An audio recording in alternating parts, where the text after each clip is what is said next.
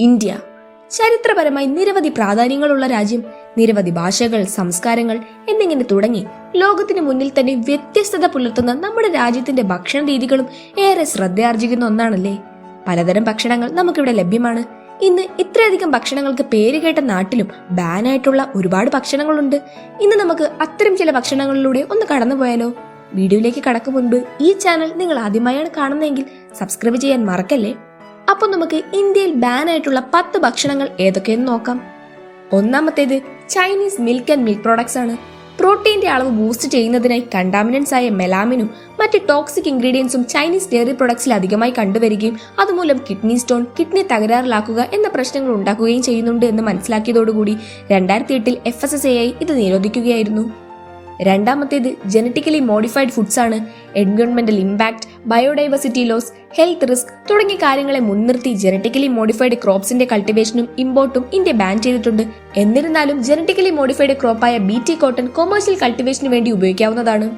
മൂന്നാമത്തേത് potassium bromate ആണ്. എലാസ്റ്റിസിറ്റിയും bread വോളിയും ഒക്കെ ഇംപ്രൂവ് ആക്കാൻ വേണ്ടി ബ്രെഡിലും ബേക്കറി പ്രൊഡക്ട്സിലും ഒക്കെ ആഡ് ചെയ്യുന്ന ഒന്നാണ് പൊട്ടാസ്യം ബ്രോമേറ്റ്.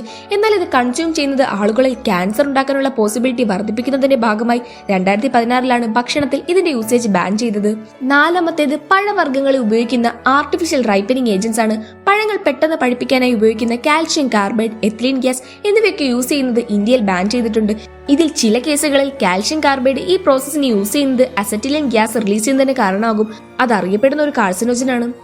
അഞ്ചാമത്തേതാണ് Foy grass. ഇത് ഉണ്ടാക്കുന്ന പ്രോസസ്സാണ് ഈ ഭക്ഷണത്തെ ഇന്ത്യയിൽ ബാൻ ചെയ്യാനുള്ള കാരണം.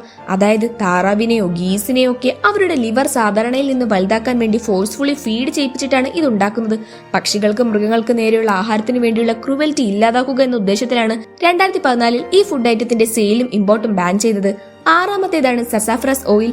അനുവദനീയമായ അളവിലും അധികമായി യൂറിക് ആസിഡ് കണ്ടെത്തിയതിനെ തുടർന്ന് 2003 ഈ ഓയിൽ ബാൻ ചെയ്തത്. കൂടിയ അളവിൽ യൂറിക് ആസിഡ് കൺസ്യൂം ചെയ്യുന്നത് ഹൃദയ സംബന്ധമായ രോഗങ്ങൾക്ക് വഴിവെക്കുന്നതാണ്. ഏഴാമത്തേതാണ് ചൈനീസ് ഗാർലിക്. വളരെ അധികം അളവിൽ പെസ്റ്റിസൈഡിന്റെ അംശം കണ്ടെത്തിയതിനെ തുടർന്ന് 2019 ചൈനയിൽ നിന്നുമുള്ള ഗാർലിക് ഇന്ത്യയിൽ വിൽക്കുന്നതിന് വിലക്കേർപ്പെടുത്തിയത്. ഇത് സ്ഥിരമായി കഴിക്കുന്നത് നിരവധി രോഗങ്ങൾക്ക് വഴിവെക്കും. എട്ടാമത്തേതാണ് brominated vegetable oil. Citrus flavoured സോഡയിലൊക്കെ യൂസ് ചെയ്യുന്ന ഒരു ഓയിലാണിത്. പേര് പോലെ തന്നെ ഇതിൽ ബ്രോമിൻ അടങ്ങിയിട്ടുണ്ട്. ഇത് ന്യൂറോളജിക്കൽ സിംറ്റംസ്, തൈറോയിഡുമായി ബന്ധപ്പെട്ടിട്ടുള്ള പ്രശ്നങ്ങൾ എന്നിങ്ങനെ ധാരാളം ഹെൽത്ത് ഇഷ്യൂസ് ഉണ്ടാക്കുന്ന ഒന്നാണ്. അതുകൊണ്ട് തന്നെ ഇന്ത്യ ഉൾപ്പെടെയുള്ള 100ഓളം രാജ്യങ്ങളിൽ ഇത് ബാൻ ചെയ്തിട്ടുണ്ട്.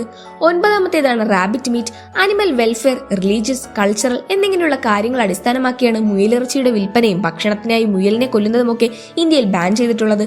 ചില മതങ്ങളിൽ മുയലിനൊരു സാക്രഡ് അനിമലായാണ് കൺസിഡർ ചെയ്യുന്നത്. ഇതും ഇതിനൊരു കാരണമാണ്. പത്താമത്തേതാണ് ട്രാൻസ് ഫാറ്റ് അടങ്ങിയ കൺഫെക്ഷണറികൾ.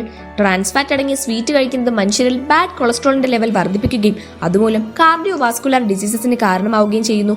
അതുകൊണ്ടൊക്കെ തന്നെ ഇതും ഇന്ത്യയിൽ ബാൻഡാണ്.